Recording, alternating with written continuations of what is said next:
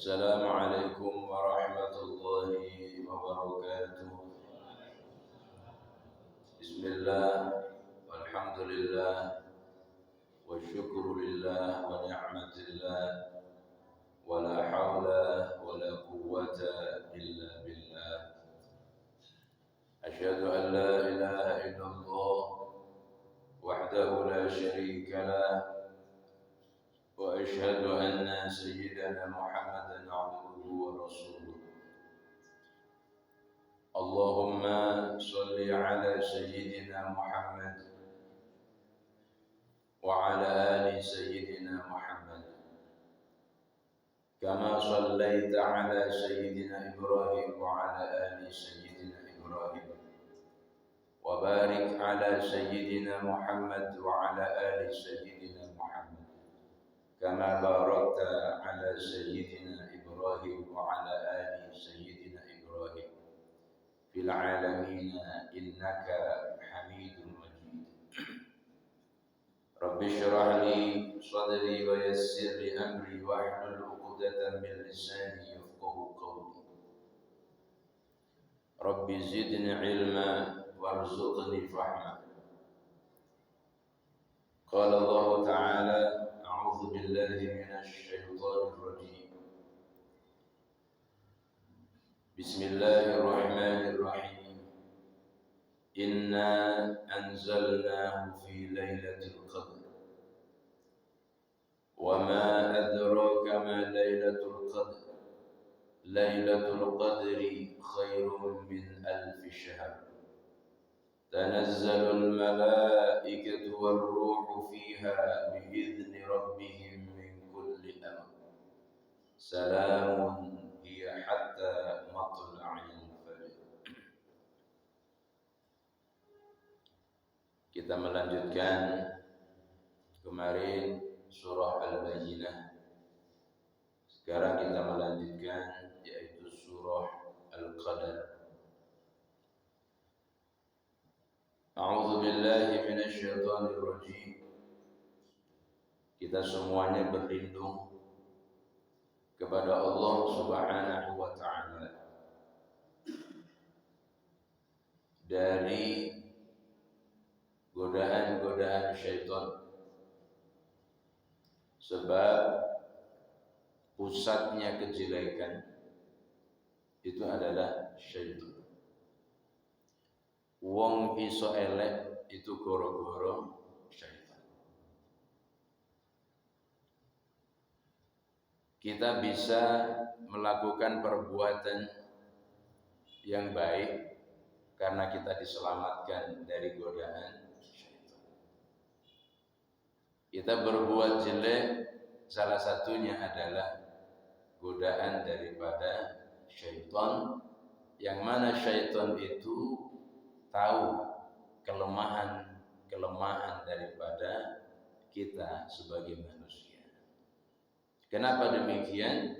Sebab penciptaan syaitan lebih dulu daripada penciptaan manusia. Maka rahasia-rahasia yang ada dalam diri manusia itu diketahui oleh syaitan.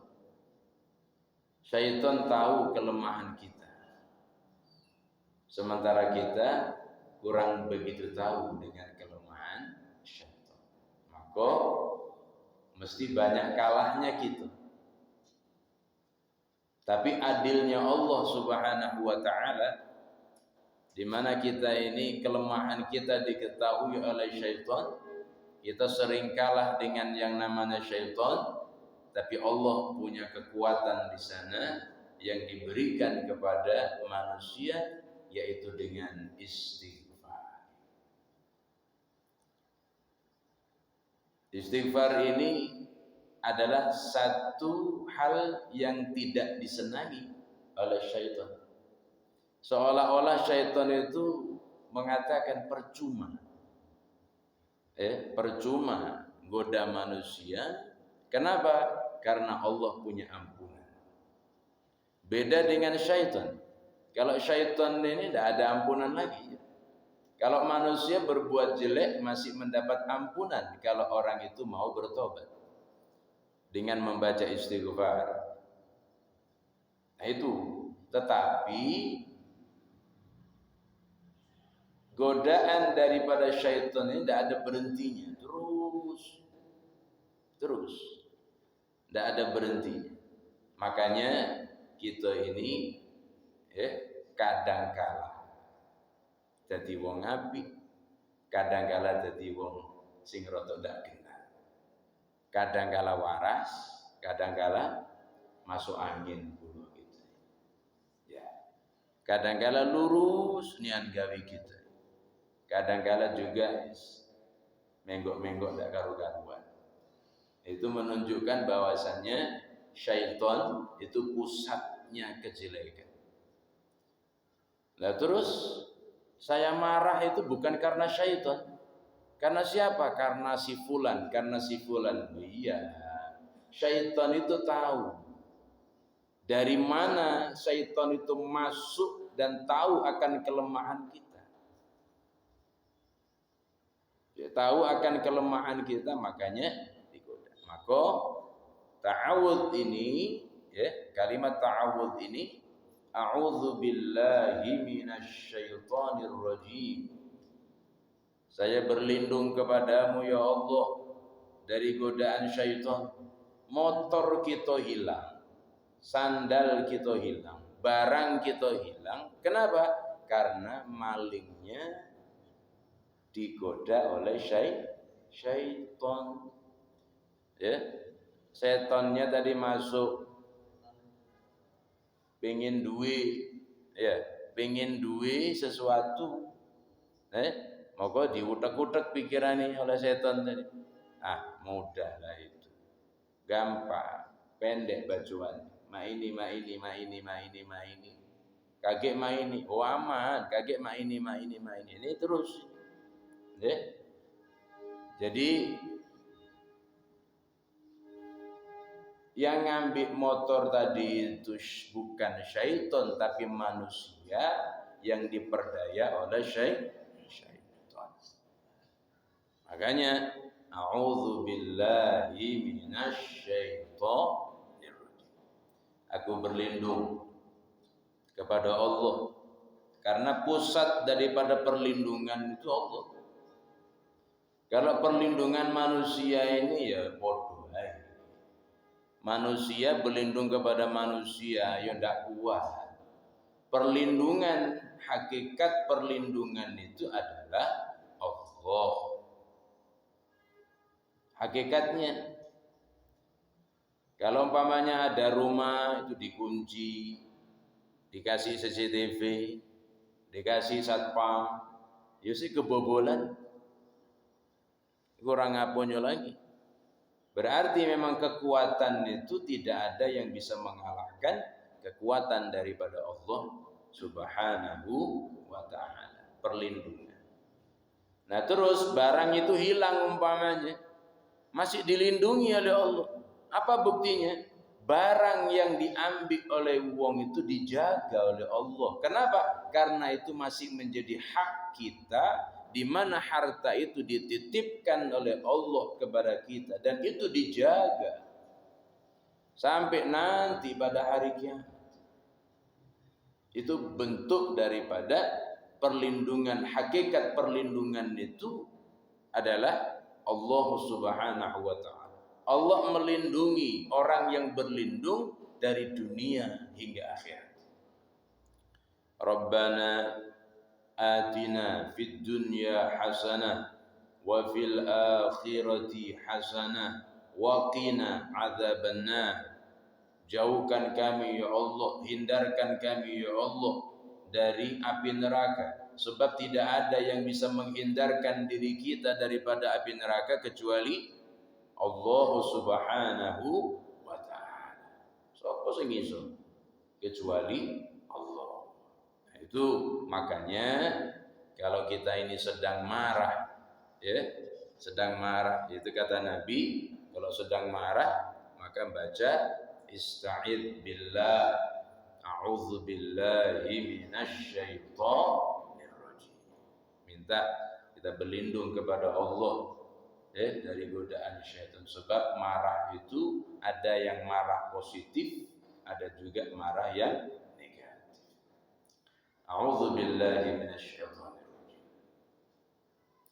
Yang kedua, bismillahirrahmanirrahim. Dengan menyebut nama Allah yang Maha Pengasih lagi Maha Penyayang. Kita duduk di sini ini adalah merupakan bagian daripada ayatun min ayatillah, tanda-tanda daripada ayat Allah, berkah kasih dan sayangnya, sehingga kita bisa berkumpul di masjid ini guna mengikuti daripada majlis atau berjamaah salat maghrib, dilanjutkan dengan wirid, dilanjutkan dengan doa, dan dilanjutkan dengan amaliyah-amaliyah, dan dilanjutkan dengan ta'lim sampai nanti sholat isya berjamaah. Ini kasih sayang Allah. Kok bisa? Lalu sampai jingo di rumah sakit air bunda. Berapa banyak orang yang tidak pacak selonjoran koyok ini? Ya iso. Longgo nyender koyok ini, ya iso. Ya, tangan kanan infus, tangan kiri infus. Ada orang besuk bawa apel, ya apel, gigi ndak kati, makan mak mana?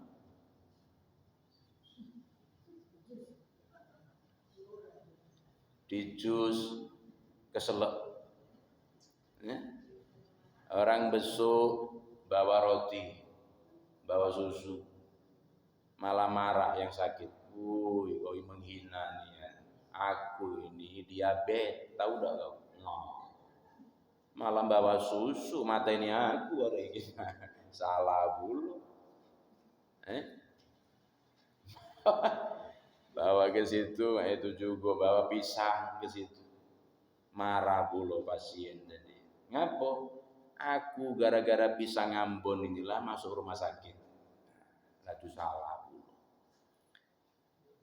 Jadi orang yang bisa duduk koyong ini, gimana? Bu, itu kasih sayang Allah. Kasih sayang Allah. So duduk santai seperti ini. Ini bismillah. Yang mana Allah itu mau kasih, mau sayang. Syukuri. Alhamdulillah. Isok lunggu koyong ini ya. Bisa selonjoran. Ibu-ibu selonjoran galau dah ibu-ibu. Enggak ya. Pak Masyuri yang selonjoran. Enggak. Oh enggak. Jadi jangan di ini ya, kalau sakit galau silakan diselonjorkan. Asam urat sekarang ini lagi merajalela di mana-mana. Ndak enom ndak tua kena asam urat. Padahal wis rajin ibadah ya. Salat duha ya wis, salat tahajud ya wis, sik kena asam urat. Berarti sudah takdir. Sebentar muga guru-guru asam urat masuk surga. Amin ya rabbal alamin. Baik. Terus Allah Subhanahu wa taala berfirman, "Inna anzalnahu fi lailatul qadar." Sesungguhnya aku menurunkan pada malam yang mulia. Wa ma adraka ma lailatul qadar. Tahukah kamu apa itu malam yang mulia itu? Lailatul qadri khairum min alfi syahr. Malam itu adalah malam yang lebih baik daripada 1000 bulan.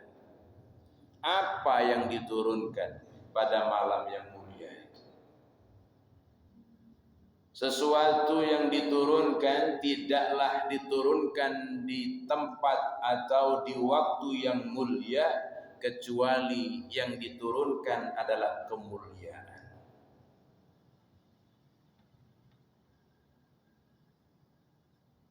Kenapa tidak boleh kita ini merayakan kemerdekaan kok tanggal 17?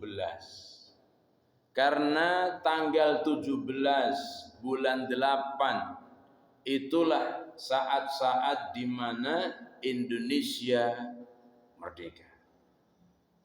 Kok ada tiba-tiba orang itu mengadakan upacara kok tanggal 16? Wah, itu bisa masuk penjara, penistaan negara.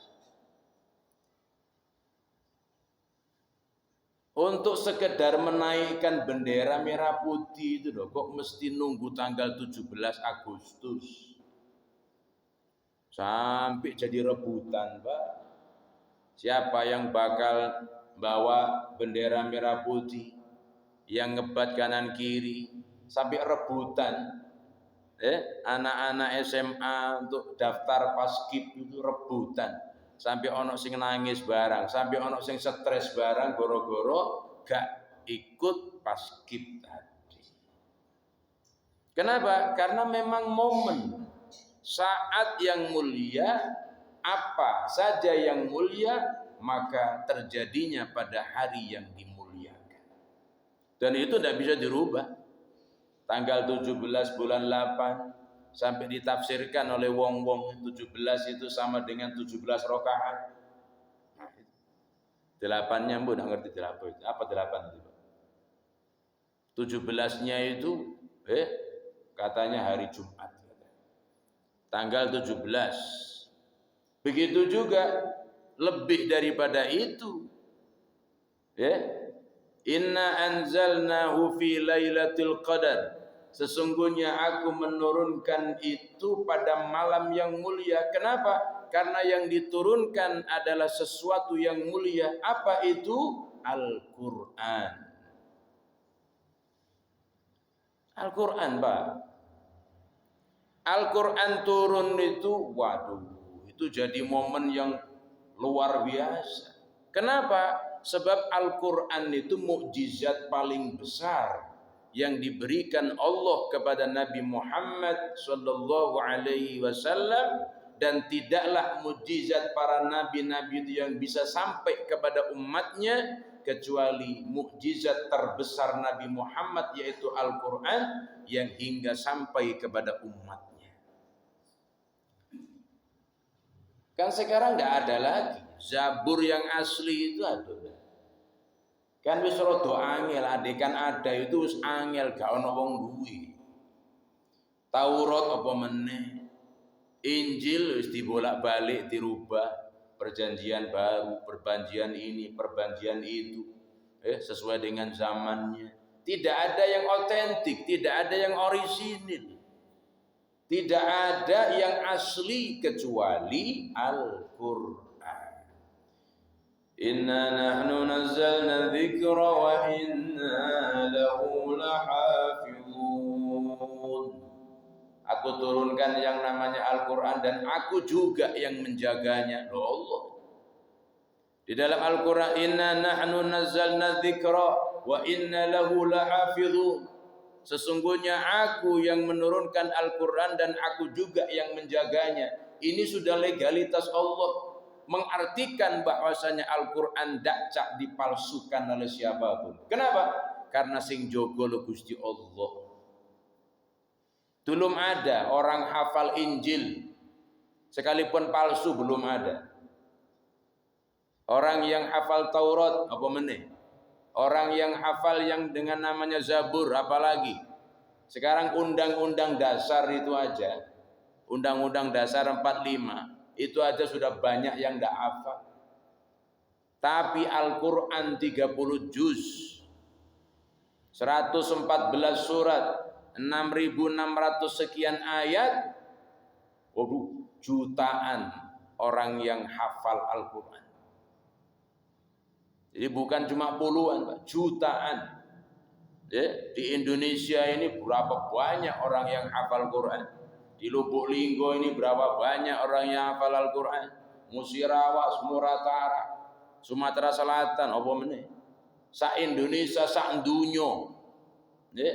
Kenapa? Karena ini Allah menurunkan Al-Quran itu bukan untuk mempersulit daripada manusia, tapi dimudahkan oleh Allah Subhanahu wa ta'ala. Contoh sampean mondok yonda, cuma ikut yasinan tok, itu iso hafal. Yasin itu hafal. Yasin wal Qur'anil Hakim innaka laminal mursalin ala siratim mustaqim tanzilal azizir rahim litunzira qauman ma unzira abahum fahum ghafilun. Hafal Pak, hafal. Tapi giliran dibuka Al-Qur'an juz 3 gak iso maca. Tidak bisa baca tidak bisa tapi bisa hafal. Ini salah satu kelebihan yang diberikan Allah kepada hambanya yang berkenaan dengan Al-Quran. Wis elek-elek wis, An-Nas hafal sampean, Al-Falaq hafal, apa meneh kulhu, Al-Lahab, An-Nasr, Al-Kafirun, Al-Kautsar, Al-Ma'un, Al-Quraisy, ya, Al-Fil, Al-Humaza, Al-Asr, ya, terus At-Takatsur, wafal sampai. Dan ini mukjizat yang sampai kepada umat. Mukjizat Nabi Musa, tongkat yang bisa membelah lautan. Ada enggak wong SS punya tongkat bisa membelah lautan? Yang ada tongkat pelangas untuk jalan kalau hulu gilir, itu yang ada. Kalau yang namanya tongkat bisa membelah lautan ini gak ono, Pak. Wong gak ono sing duwe. Tapi Al-Qur'an mukjizat terbesar Nabi Muhammad sallallahu alaihi wasallam sampai kepada umatnya, dan itu diturunkan oleh Allah Subhanahu wa taala pada malam yang dimuliakan. Inna anzalnahu fi lailatul qadr. Apa malam yang dimuliakan itu? Malam itu bandingannya itu satu malam itu lebih baik daripada 1000 bulan. Manusia ini hidup dalam 1000 bulan. Hidup 1000 bulan itu masih kalah dengan hidup satu malam itu. Makanya 1000 bulan kalau dihitung 83 tahun. Ya, 83 tahun urip itu kalah dengan satu malam yang mana Allah memuliakan malam itu. Dan tinggal pertanyaannya adalah apakah malam itu akan turun kembali? Apakah malam itu akan turun kembali? Ternyata alhamdulillah wasilah daripada terutusnya Nabi Muhammad sallallahu alaihi wasallam, ternyata malam itu dikenal dengan Lailatul Qadar dan diturunkan oleh Allah, dan ulama sepakat yaitu pada bulan Ramadan. Bulan Ramadan itu kelebihan yang diberikan oleh Allah Subhanahu wa taala kepada umat Nabi Muhammad. Jadi bukan hanya Nabi Muhammad yang mendapatkan satu malam yang lebih baik daripada 1000 bulan, tapi umatnya pun juga mendapatkan yang mana satu malam itu lebih baik daripada 1000 bulan. Apa itu? Malam Lailatul Qadar yang terjadinya di bulan Ramadan. Yang ulama banyak menafsirkan di antara tanggal-tanggal ganjil dari Ashrul Awakhir, 10 hari terakhir di bulan Ramadan, itulah saat-saat Allah memberikan kemuliaan yang satu malam itu lebih baik daripada 1000 bulan. Makanya Nabi Muhammad kalau sudah masuk bulan Rajab, bulan Sya'ban, doanya yang paling banyak adalah Allahumma barik lana fi Rajab wa barik lana fi Sya'ban wa ballighna Ramadan. Sampaikan kami di bulan Ramadan. Kenapa? Karena di bulan Ramadan itu ada satu malam yang itu lebih baik daripada 83 tahun lamanya. Maka wajar kalau umat Nabi Muhammad ini nanti ada yang masuk ke dalam surga 70.000 umat Nabi Muhammad masuk ke dalam surga tanpa dihisab, yang setiap satu di antara 70.000 ini membawa rombongan 70.000 juga masuk ke dalam surga. Wajar. Dan wajar juga kalau umat Nabi Muhammad ini adalah umat yang pertama yang dimasukkan ke dalam surga. Kenapa? Sekian banyak kemuliaan-kemuliaan. Dan di satu malam yang lebih baik daripada 1000 bulan ini tidak diberikan kepada umat kecuali umat Nabi Muhammad sallallahu alaihi wasallam. Apa ndak bersyukur gitu? Syukur. Nih, kita ini salah wis banyak, dosa sudah banyak, kemaksiatan sudah banyak, masih diberikan kemuliaan satu malam. Makanya kata Nabi, raghima anfi, termasuk orang yang paling aku benci, man dakhala fi Ramadan, orang yang masuk ke dalam Ramadan tetapi dia tidak mendapatkan ampunan daripada Allah Subhanahu wa taala. Badannya sehat, umurnya ada, kekuatan ada, dimasukkan oleh Allah di bulan Ramadan tetapi dia tidak mendapatkan ampunan daripada Allah. Kenapa? Karena dia meninggalkan kewajiban di bulan Ramadan. Salah satunya urip, umur si ono, sehat, awake kekar badannya, tapi kok gak poso. Ini orang yang paling rugi dan orang yang dibenci oleh Nabi Muhammad sallallahu alaihi wasallam. Saya saja pingin masuk Ramadan, ini ono wong dilebokno Ramadan kok gak rumangsa. Ya, nanti kita lanjutkan apa saja yang terjadi pada malam Lailatul Qadar. Insyaallah pada pertemuan akan datang akan kita lanjutkan. Kurang lebihnya mohon maaf. La'alla bisawab. Wallahu muwaffiq ila aqwamit thoriq. Mudah-mudahan semuanya sehat walafiat, panjang umur. Assalamualaikum warahmatullahi wabarakatuh.